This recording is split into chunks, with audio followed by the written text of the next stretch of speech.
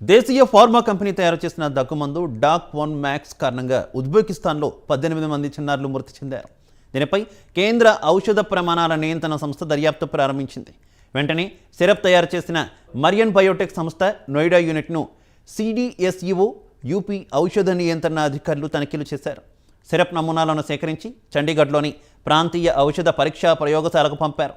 నివేదిక ఆధారంగా తదుపరి చర్యలు తీసుకుంటామని కేంద్ర ఆరోగ్య శాఖ మంత్రి మన్సుఖ్ మాండవీయ నిన్న వరుస ట్వీట్లలో తెలిపారు.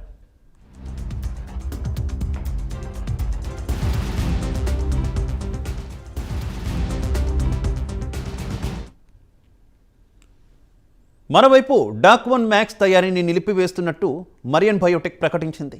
తనిఖీలు చేసుకోవచ్చు, మా వైపు నుంచి ఎలాంటి అభ్యంతరాలు లేవు. 10 ఏళ్ల నుంచి ఈ రంగంలో ఉన్నాం. ప్రస్తుతానికైతే ఉత్పత్తిని నిలిపివేశామని ఆ సంస్థ న్యాయ ప్రతినిధి హసన్ హరీష్ తెలిపారు. భారత సంస్థల దగ్గు సిరప్ కారణంగా చిన్నారులు మరణించారన్న ఆరోపణలు రావడం ఈ ఏడాది ఇది రెండోసారి. ఆఫ్రికాలోని గాంబియాలో 70 మంది మృతి చెందిన దుష్ప్రచారం జరిగింది. తర్వాత పరీక్షల్లో ఆ ఔషధంలో ఎలాంటి లోపాలు లేవని తెలిసింది. దీనిపై భారత్ తన అభ్యంతరాన్ని ప్రపంచ ఆరోగ్య సంస్థకు తెలిపింది. నిజానిజాలు తెలుసుకోకుండా గాంబియా సంఘటనపై WHO స్పందించడాన్ని తప్పుపట్టింది.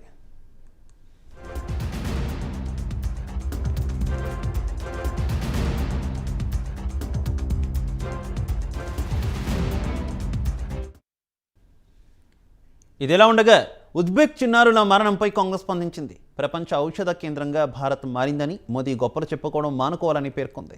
భారత్ సిరప్లు ప్రాణాంతకంగా తయారయ్యాయి. తొలుత గాంబియాలో 70 మంది, ఇప్పుడు ఉజ్బెక్లో 18 మంది ప్రాణాలు కోల్పోయారు. మన దేశం ప్రపంచ ఔషధ కేంద్రమని మోదీ ప్రభుత్వం గొప్పలు చెప్పుకోవడం ఎక్కడైనా మానుకోవాలని కాంగ్రెస్ సీనియర్ నేత జయరాం రమేష్ ట్వీట్ చేశారు. దీనికి బీజేపీ కూడా ఘాటుగా స్పందించింది. గాంబియా మరణాలకు భారత్ సిరప్తో సంబంధం లేదని, ఈ విషయాన్ని కేంద్ర ఔషధ నియంత్రణ మండలి గాంబియా అధికారులు స్పష్టం చేశారు. అయినా మోదీపై ద్వేషంతో కళ్ళు మూసుకుపోయి దేశాన్ని కాంగ్రెస్ అపహాస్యం చేస్తుందని బీజేపీ ఐటీ సెల్ అధిపతి అమిత్ మాలవీయ ఆగ్రహం వ్యక్తం చేశారు.